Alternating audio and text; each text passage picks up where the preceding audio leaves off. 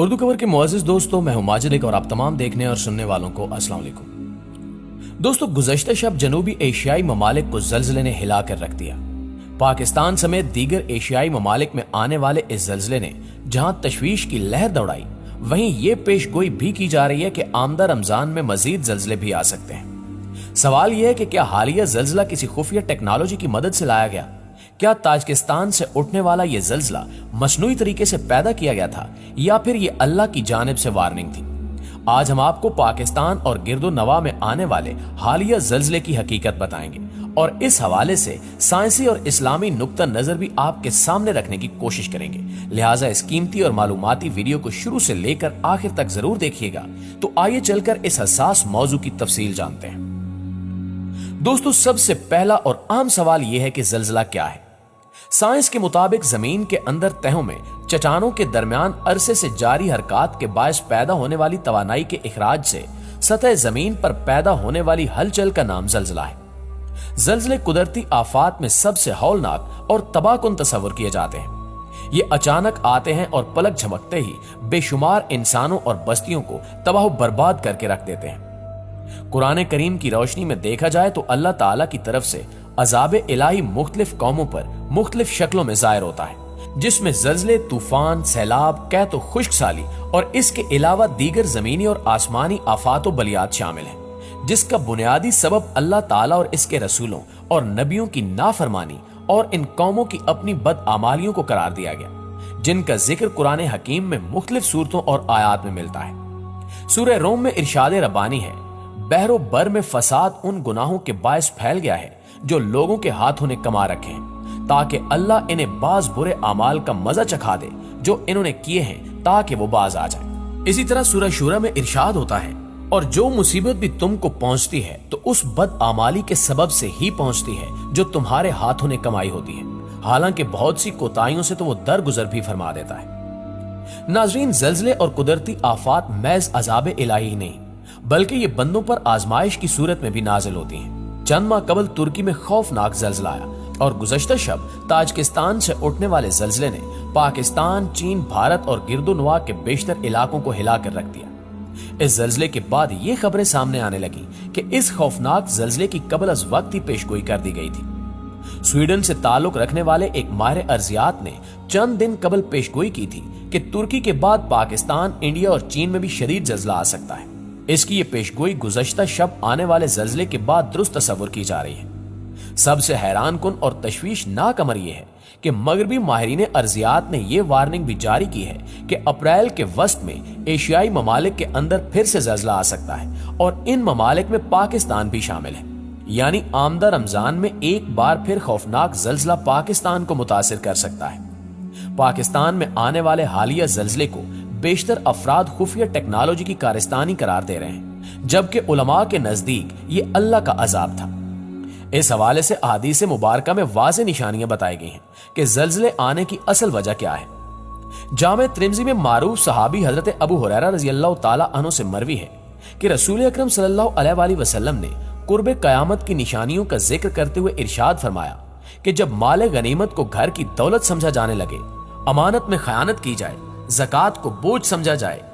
دینی تعلیم دنیا کے لیے حاصل کی جائے، آدمی بیوی کی اطاعت کرنے لگے، اولاد ماں باپ کو ستانے لگے، دوستوں کو قریب اور والدین کو دور کر دیا جائے، انسان کے شر سے ڈر کر اس کی عزت کی جانے لگے، گانے بجانے والی عورتیں اور سامان تعیش کی کثرت ہو جائے، شرابیں پی جانے لگیں، امت کے بعد میں آنے والے لوگ پہلے لوگوں پر لعن و ملامت کرنے لگیں، تو پھر اس زمانے میں سرخ آندھیوں اور زلزلوں کا انتظار کرو اور زمین دھنس جانے اور صورتیں مسخ ہو جانے اور آسمان سے پتھر برسنے کے بھی منتظر رہو، اور دیگر آفات و بلیات اور نشانیوں کا انتظار کرو جو اس طرح ظاہر ہوں گی جیسے کسی لڑی کا دھاگا ٹوٹ جائے تو لگاتار اس کے دانے گرتے رہتے ہیں۔ دوستو، صحابی رسول سیدنا حضرت انس بن مالک رضی اللہ تعالیٰ عنہ نے ایک مرتبہ صدیقہ کائنات ام المومنین حضرت عائشہ رضی اللہ تعالیٰ عنہ سے دریافت کیا کہ زلزلہ کیوں آتا ہے، تو ام المومنین نے فرمایا، جب لوگ زنا کو حلال کر لیں، شرابیں پینے لگیں اور گانے بجانے کے مشغلے کو اپنا لیں، تو پھر اللہ کی غیرت جوش میں آتی ہے اور زمین کو حکم ہوتا ہے کہ زلزلہ برپا کر دیں۔ اگر اس علاقے کے لوگ توبہ استغفار کر لیں اور اپنی بد اعمالیوں سے باز آ جائیں تو ان کے حق میں بہتر ہے، ورنہ ان کے لیے ہلاکت ہے۔ اسی طرح حضرت سیدنا عبداللہ بن مسعود رضی اللہ تعالیٰ عنہ کے زمانے میں ایک مرتبہ کوفے میں زلزلہ آیا تو انہوں نے اعلان کیا کہ اے لوگو، یقیناً تمہارا رب تم سے ناراض ہے، اگر اس کی رضامندی چاہتے ہو تو فوراً اس کی طرف رجوع کرو اور اجتماعی توبہ کرو، ورنہ اسے یہ پرواہ ہرگز نہیں ہوگی کہ تم کس وادی میں ہلاک ہوتے ہو۔ اسی طرح عمر ثانی عادل حکمران حضرت عمر بن عبد العزیز رحمۃ اللہ علیہ کے دور حکومت میں ایک مرتبہ زلزلہ آیا تو انہوں نے اپنے تمام گورنروں کو ایک خصوصی پیغام بھیجا جس میں آپ نے فرمایا کہ سنو اور اچھی طرح جان لو کہ زلزلے کے جھٹکے سزا کے طور پر آتے ہیں، لہٰذا تم لوگ صدقہ و خیرات کرتے رہو اور توبہ استغفار میں لگے رہو، اور حضرت آدم علیہ السلام کی یہ دعا مانگتے رہو جس کا قرآن کریم میں یوں ذکر آیا ہے۔ دونوں نے عرض کیا، اے ہمارے رب، ہم نے اپنی جانوں پر زیادتی کی، اور اگر تو نے ہم کو نہ بخشا اور ہم پر رحم نہ فرمایا تو یقیناً ہم نقصان اٹھانے والوں میں سے ہو جائیں گے۔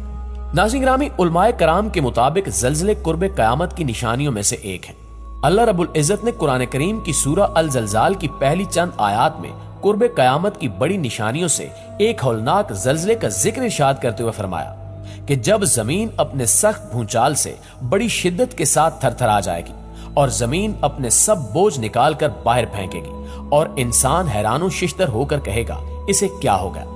مفسرین نے فرمایا ہے کہ ان آیات مقدسہ میں ایک ایسے زلزلے کا ذکر کیا گیا ہے جو پوری دنیا پر آئے گا اور قیامت برپا کر دے گا، اور اس ہیبت ناک اور خوفناک زلزلے سے زمین کا کوئی حصہ محفوظ نہیں رہے گا، جس کے نتیجے میں پوری زمین کو ہموار کر دیا جائے گا، اور ایسا نفخہ ثانی کے بعد ہوگا۔ مگر اس سے قبل چھوٹے چھوٹے زلزلے آئیں گے جو قرب قیامت کی نشانیوں میں سے ہوں گے اور جو کثرت سے رونما ہوں گے۔ مذکورہ بالا دلائل سے یہ امر روز روشن کی طرح عیاں ہو جاتا ہے کہ زلزلے اور دیگر قدرتی آفات محض عذاب الہی نہیں بلکہ اللہ کے نیک اور پارسا بندوں پر آزمائش بھی ہیں، لہٰذا اس کے مصائب و آلام سے بچنے کے لیے ہمیں بحیثیت قوم سابقہ اقوام کے واقعات سے عبرت حاصل کرنی چاہیے اور قرآنی واقعات کا مطالعہ کرنا چاہیے جو ان نافرمان قوموں پر غضب و الہی کے نزول کا سبب بنے، اور جہاں بھی یہ قہر خداوندی یعنی زلزلہ برپا ہوتا ہے تو اللہ تعالیٰ کی طرف رجوع اور اجتماعی توبہ استغفار کرنی چاہیے۔ اس کے علاوہ بحیثیت انسان ہمیں چاہیے کہ آفت زدہ علاقوں میں بلا تفریق مذہب و ملت اپنی رفائی اور فلاحی خدمات بڑھ چڑھ کر پیش کریں، کیونکہ بقول شاعر یہی ہے عبادت، یہی دین و ایمان کہ کام آئے دنیا میں انسان کے انسان۔ آخر میں حسب روایت دعا ہے کہ اللہ پاک ہم سب کو ناگہانی آفات سے محفوظ رکھے، آمین ثم آمین۔